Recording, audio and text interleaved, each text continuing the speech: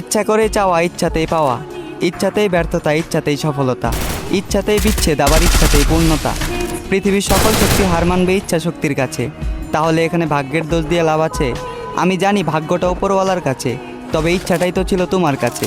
তুমি চাওনি বলেই আমি তোমাকে পাইনি। আমি যেভাবে তোমাকে চেয়েছি ওইভাবে যদি তুমি আমাকে চাইতা, তাহলে কেউই আটকাতে পারতো না আমাদের পূর্ণতা।